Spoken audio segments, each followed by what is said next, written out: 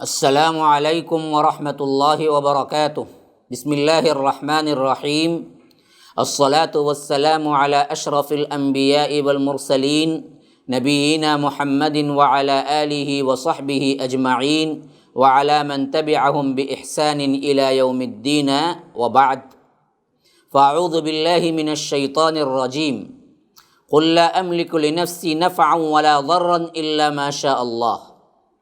اللہم ارنا الحق حقا وارزقنا اتباعہ وارنا الباطل باطلا وارزقنا اجتنابہ، اللہم علمنا ما ينفعنا وانفعنا بما علمتنا وارزقنا علما، رب اشرح لی صدری ویسر لی امری واحلل عقدۃ من لسانی یفقہوا قولی۔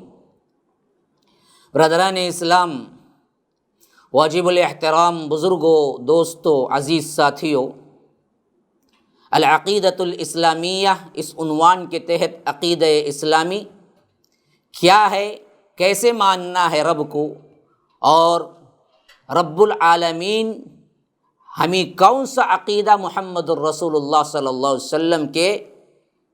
ذریعے سے عطا کیا اور ہم نے اس کو کس طرح بگاڑ دیا اور اس کے اندر بدعقیدگیاں کس طرح پیدا کی، اور آج کے دور میں کس طرح لوگ شرک کو توحید سمجھ بیٹھے ہیں، اور شرکیہ اعمال، شرکیہ افعال لا علمی کی وجہ سے، جہالت کی وجہ سے، دھڑلے سے کس طرح کر رہے ہیں، اور اس کو کیسے ہم روکیں اور پلٹیں اپنے رب کی طرف۔ اس سلسلے میں یہ دروس آپ کے سامنے آ رہے ہیں۔ گزشتہ کے درس میں نے آپ کے سامنے یہ بات رکھی کہ مشکل کشائی اور حاجت روائی، اس کے بارے میں یہ عقیدہ رکھنا کہ رب کے علاوہ کوئی نہیں ہے کائنات کے اندر، لیکن ایک فرقہ وہ ہے جو شد و مت کے ساتھ اس کو بندوں میں تقسیم کرنا چاہتا ہے اور اس شرک کو پھیلانا چاہتا ہے اور بتانا چاہتا ہے کہ یہ دراصل جائز ہے دوسروں کو پکارنا مشکل کشائی کے لیے اور حاجت روائی کے لیے، اور اللہ اپنے بندوں کو عطائی طور پر یہ اختیار دیتا ہے کہ وہ مشکل کشائی کریں۔ تو میں نے اس کی تردید میں بتایا تھا کہ اللہ تبارک و تعالی نے کسی کو اختیار نہیں دیا۔ اب آگے چل کر غور فرمائیں، نبی کریم صلی اللہ علیہ وسلم کی ذات گرامی ساری مخلوق میں سب سے اعلیٰ ترین ہے، آپ کی ذات سے اعلیٰ، آپ کے شان سے اعلیٰ کوئی نہیں ہے مخلوقات میں جن پر اللہ تبارک و تعالی نے اپنی رحمتوں کا، اپنی برکتوں کا نزول کیا، یہاں تک کہ جن کی عمر کی قسم کھائی اللہ تبارک و تعالی نے اپنی کتاب میں۔ ہاں، اتنے معزز نبی ہیں جن کی زندگی کو اللہ نے بہترین نمونہ قرار دیا، جن کو رب العالمین نے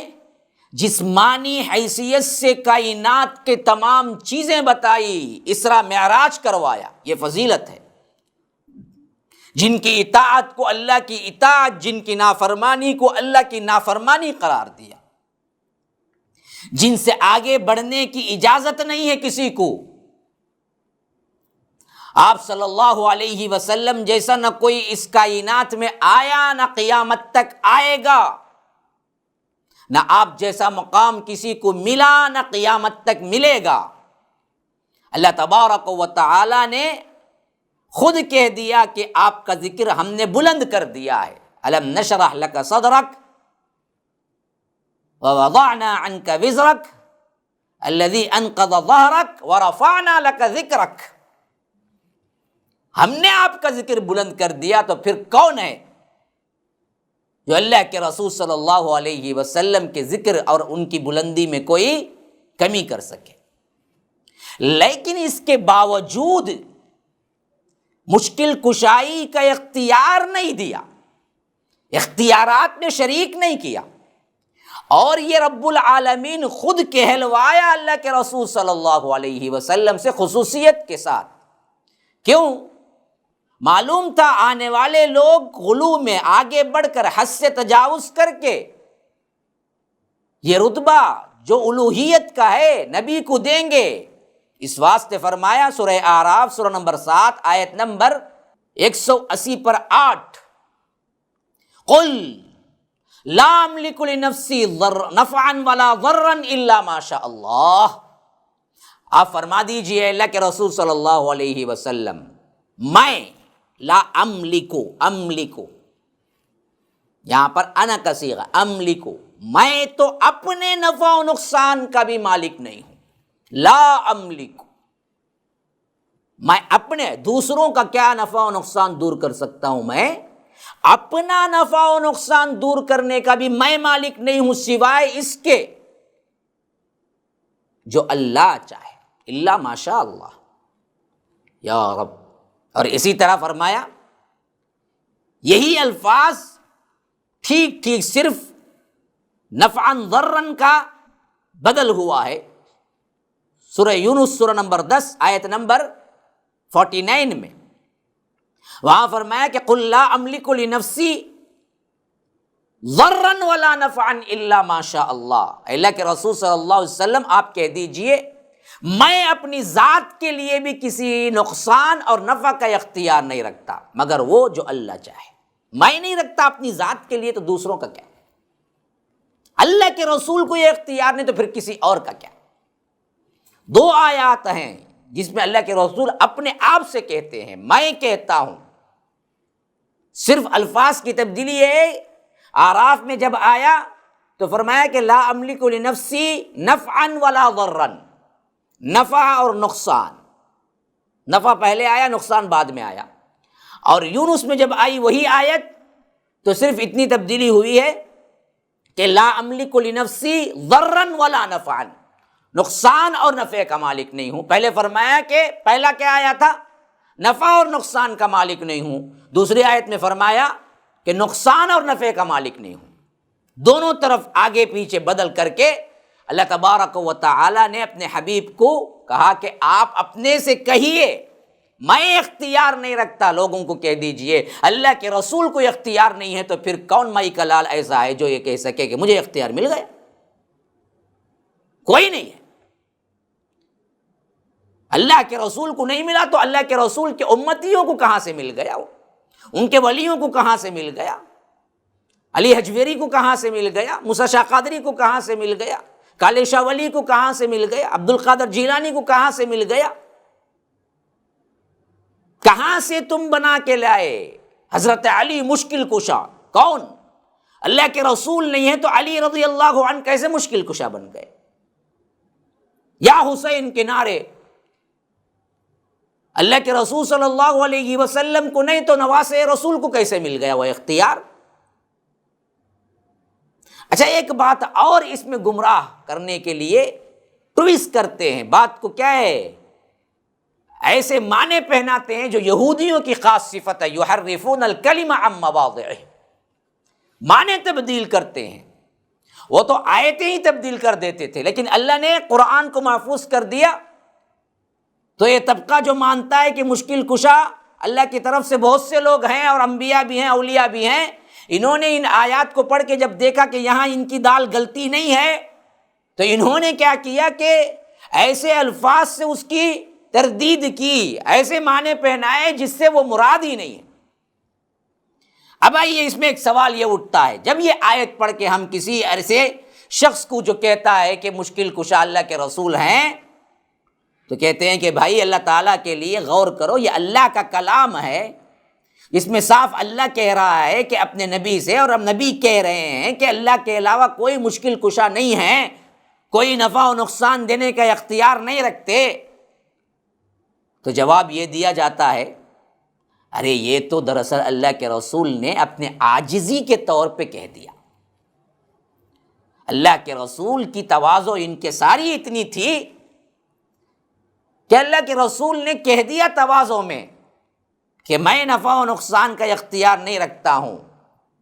ورنہ تو کیا ہے اللہ نے ان کو عطا کیا تھا، یہ تواضع میں کہہ دیا۔ اسی واسطے ہم دیکھتے ہیں کہ اللہ کو بھی پتا تھا نا، اللہ عالم الغیب والشہادہ، اس طرح کے گمراہ کن آئیں گے علماء اور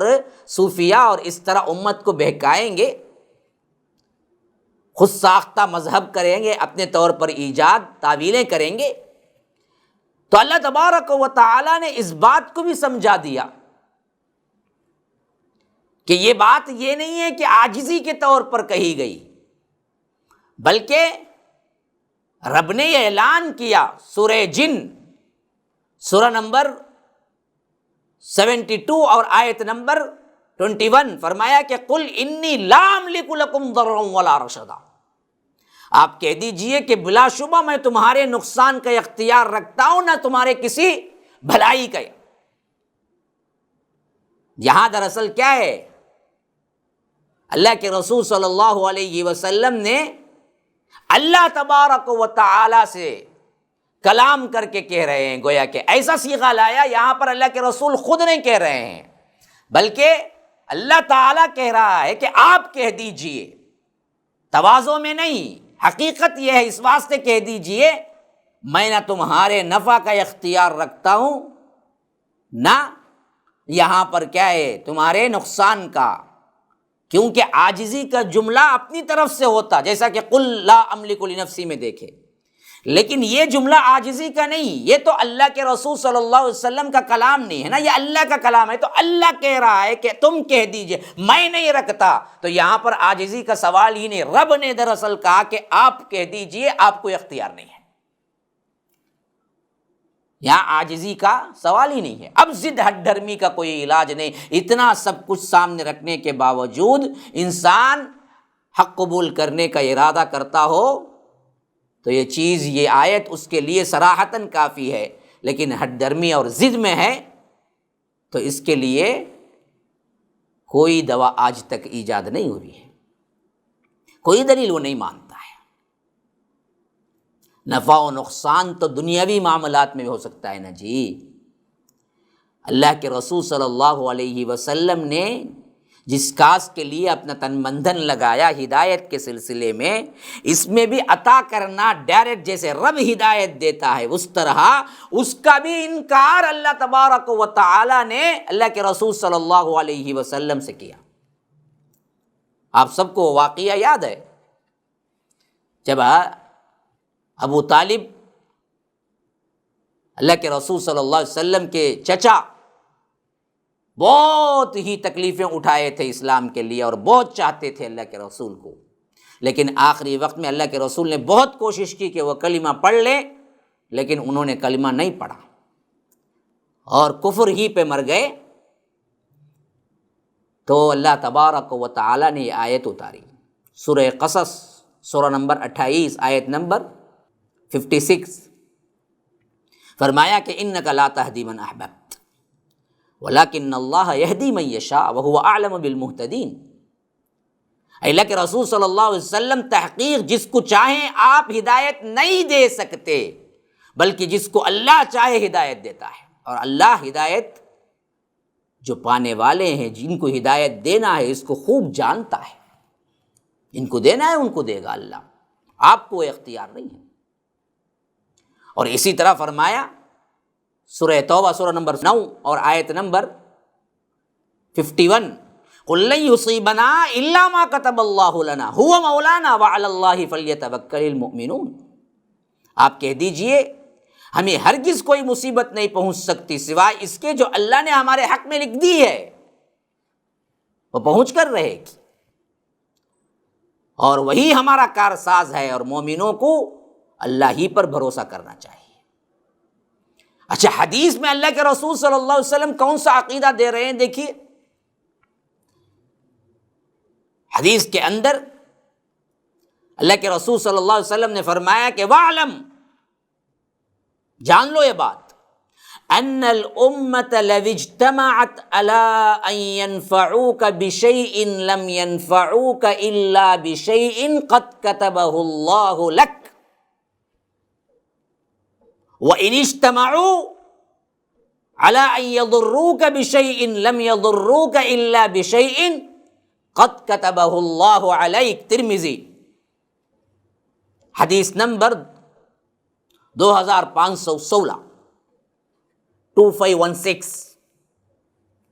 فرمایا کہ جان لو، اس بات پر یقین کامل کر لو،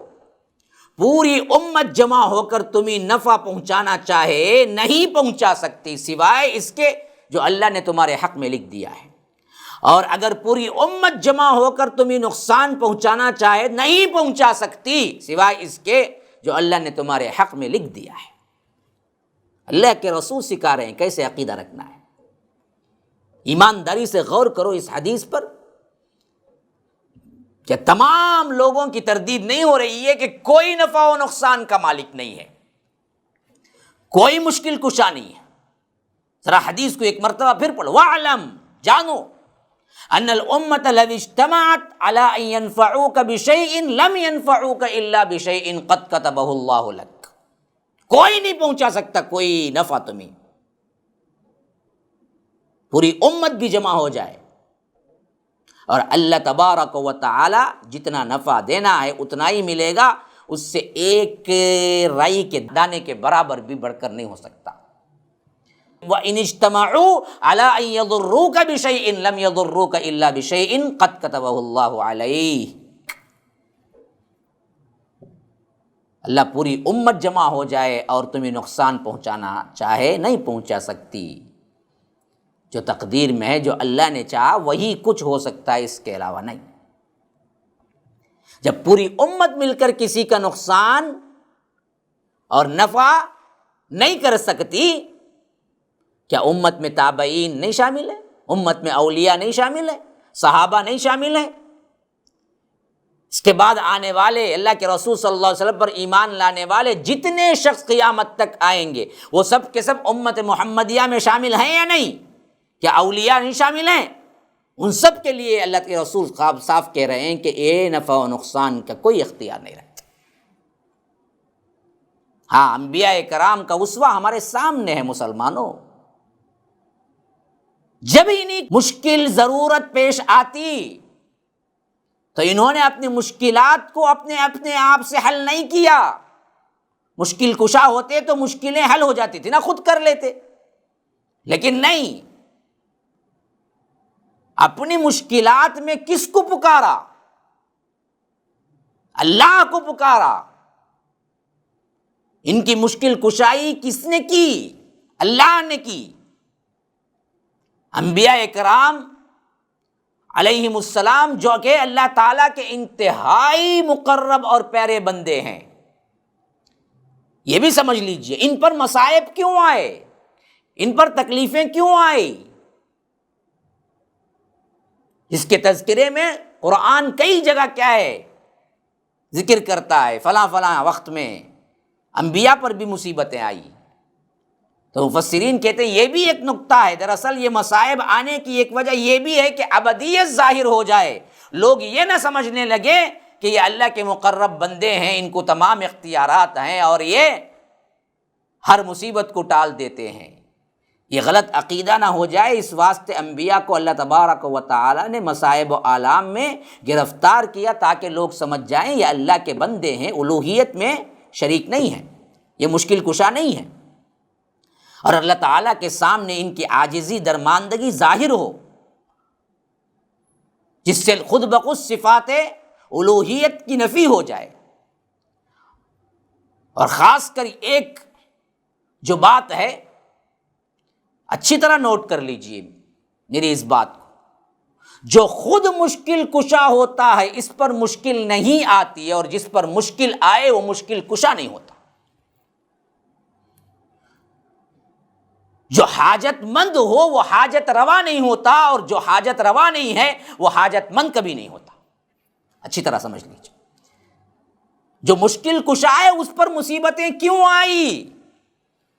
یہ اس بات کی دلیل ہے کہ مصیبتیں آئی تو وہ مشکل کشا نہیں ہے، اور انبیاء کو جب ایسی مشکلیں آئی تو انہوں نے کس مشکل کشا کو پکارا؟ کسی دوسرے کو پکارا؟ نہیں، رب کائنات کو پکارا جو کہ تنہا مالک، تنہا اختیار رکھنے والا مشکل کشا ہے۔ آپ سب کو معلوم ہے حضرت آدم علیہ السلام نے وہ درخت کا پھل کھا لیا جو شجر ممنوع تھا، اور اس کے پاداش میں اللہ تبارک و تعالی نے جنت سے نکلوایا، اور دنیا میں ملاقات ہوئی، پریشانی کے عالم میں ایک مدت گزری، اور توبہ کیا اور رونے لگے تو پکارا تو کس کو پکارا اسے وقت میں؟ قالا ربنا ظلمنا انفسنا وان لم تغفر لنا وترحمنا لنکونن من الخاسرین، سورہ اعراف سورہ نمبر 7 آیت نمبر 23 اے ہمارے رب، ہم نے اپنی جانوں پر ظلم کیا، زیادتی کی ہے، اگر تو ہمیں معاف نہیں کرے گا اور ہم پر رحم نہیں کرے گا تو ہم نقصان اٹھانے والوں میں سے ہو جائیں گے۔ اس کو بھی ان بدبختوں نے کیا کیا ہے؟ چھپانا چاہا، غلط عقیدہ دینا چاہا، من گھڑت قصوں اور موضوع روایات سے، کہ لوگ کہتے ہیں کہ ایسے وقت میں حضرت آدم نے اللہ کے رسول صلی اللہ علیہ وسلم کے وسیلے سے دعا مانگی تھی۔ اللہ کی قسم، دوبارہ اور سہ بارہ اللہ کی قسم کھا کے کہتا ہوں، یہ موضوع اور جھوٹی روایات ہے۔ اللہ تبارک و تعالی نے اس کے برعکس کہا تو دعا کے الفاظ نقل کر کے بتایا کہ حضرت آدم نے غلطی کی تو انہوں نے مجھے پکارا، اور یہ دعا قرآن میں قیامت تک کے لیے رکھ دی۔ حضرت نوح علیہ السلام طوفان بعد بارہ میں، وہ ایسا طوفان جو زمین سے بھی پانی انگل رہا ہے، آسمان سے بھی گر رہا ہے، بچنے کا کوئی سوال نہیں ہے، اپنے مومنوں کو لے کر ساتھ میں نکلے تو کس کو پکارا؟ بسم اللہ مجریہا ومرساہا ان ربی لغفور الرحیم، سورہ ہود سورہ نمبر 11 آیت نمبر 41، اللہ کے نام سے اس کشتی کا چلنا اور ٹھہرنا، بے شک میرا رب بخشنے والا مہربان ہے۔ حضرت یونس علیہ السلام جب بلا اجازت ہجرت کر کے نکلے، اللہ نے کیا ہے، مچھلی کو حکم دیا، مچھلی نے کھا لیا، ایسے وقت میں کس مشکل کشا کو پکارا حضرت یونس نے؟ لا الہ الا انت سبحانک انی کنت من الظالمین، اپنے رب کو پکارا جو حقیقی مشکل کشا ہے، کوئی الہ نہیں تیرے سوا، اے اللہ پاک ہے تو، میں ہی زیادتی اور ظالم ہوں، میں ہی زیادتی کرنے والا ہوں۔ سورہ انبیاء سورہ نمبر 16 آیت نمبر 80 اور اسی طرح حضرت ایوب کو اللہ نے بیماری دی تو انہوں نے کس کو پکارا اپنی بیماری اور اپنی مشکلات کو دور کرنے کے لیے؟ وَأَيُّوبَ إِذْ نَادَى رَبَّهُ أَنِّي مَسَّنِيَ الضُّرُّ وَأَنْتَ أَرْحَمُ الرَّاحِمِينَ، ایوب نے اپنے رب کو پکارا، مجھے بہت تکلیف پہنچی ہے اور تو ہی بہت بڑا رحم کرنے والا ہے۔ حضرت لوط نے اپنی قوم کے مظالم سے تنگ آ گئے، فحاشی اور یعنی سے ان کے تنگ آ گئے، تو اس وقت حضرت لوط علیہ السلام نے پکارا تو کس کو پکارا؟ سورہ شعراء سورہ نمبر 26 آیت نمبر 169، رب نجنی واہلی مما یعملون، اے میرے رب مجھے اور میرے اہل و عیال کو ان کاموں سے جو یہ کرتے ہیں نجات دے دے۔ حضرت ابراہیم کو جب اولاد نہ ملی عرصے تک، کس کو پکارا؟ کون سا مشکل کشا تھا؟ بیٹا مانگنے کے لیے ہاتھ اٹھایا تو کس سے مانگا؟ سورہ صافات فرمایا رب ہب لی من الصالحین، اے میرے رب مجھے نیک بیٹا عطا کرنا۔ حضرت یعقوب علیہ السلام، حضرت یوسف گم ہو گئے، 40 سال کا عرصہ غم و اندوہ کی کیفیت میں کس کو پکارا؟ کس سے مدد طلب کی؟ قال انما اشکو بثی وحزنی الی اللہ، سورہ یوسف سورہ نمبر 12 آیت نمبر 80 فرمایا تو اے اللہ تیرے ہی سامنے میں اپنا غم، اپنا اضطراب بیان کرتا ہوں، تو ہی ہے مشکل کشا، حاجت روا۔ موسیٰ علیہ السلام جب حکم ہوا کہ فرعون کی طرف دعوت دو، اس وقت اپنی پریشانی، اپنی زبان کی لکنت کی، اس کے اظہار کرتے ہوئے کس سے مدد طلب کی؟ رب العالمین سے۔ سورہ طٰہٰ سورہ نمبر 20 آیت نمبر 25، رب اشرح لی صدری ویسر لی امری واحلل عقدۃ من لسانی یفقہوا قولی، اے میرے رب میرا سینہ کھول دے، میرا کام آسان کر دے، میری زبان کی گرہ کھول دے، مجھے اچھی زبان، فصاحت و بلاغت عطا کر۔ خود اللہ کے رسول صلی اللہ علیہ وسلم کو کیسے دعا سکھائی گئی؟ قل اللہم مالک الملک تؤتی الملک من تشاء وتنزع الملک ممن تشاء وتعز من تشاء وتذل من تشاء بیدک الخیر انک علی کل شیء قدیر۔ اے مالک ملک، تو ہے جس کو چاہے حکومت دے دے، جس سے چاہے حکومت چھین لے، جس چاہے عزت دے دے، جسے چاہے ذلت دے دے، تیرے ہاتھ میں سب بھلائی ہے، بے شک تو ہر چیز پر قادر ہے۔ تمام انبیاء کرام کا ذکر کرتے ہوئے سورہ انبیاء میں رب کہتا ہے کہ انہم کانوا یسارعون فی الخیرات ویدعوننا رغبا ورہبا وکانوا لنا خاشعین۔ یہ تمام کے تمام ہمارے نیک بندے سب کے سب جو نیکیوں میں سبقت کرنے والے تھے اور ہم ہی پکارنے والے تھے خوف اور امید کے ساتھ، کسی دوسرے کو نہیں، اور ہمارے سے ہی ڈرنے والے تھے۔ یہ حضرات انبیاء کرام کے دعاؤں کا مجموعہ ہے جو قرآن سے میں نے آپ کے سامنے رکھ دیا ہے، کہ کبھی کسی دوسرے کو نہیں پکارا، نہ کبھی اللہ نے کسی دوسرے کو اختیار دیا تھا۔ مسلمانوں، جب بھی پکارو اللہ کو پکارو، اللہ کے علاوہ کوئی حاجت روا نہیں، کوئی مشکل کشا نہیں۔ اس عقیدے پر اپنی زندگی کو گزارو، شرک سے بچو، ورنہ دنیا میں بھی نقصان ہے، آخرت میں تو نقصان ہی نقصان ہے۔ ھذا وباللہ التوفیق وصلی اللہ وسلم علی نبینا محمد۔ اسأل اللہ لی ولکم ولسائر المسلمین من کل ذنب فاستغفروہ انہ ھو الغفور الرحیم۔ والسلام علیکم ورحمۃ اللہ وبرکاتہ۔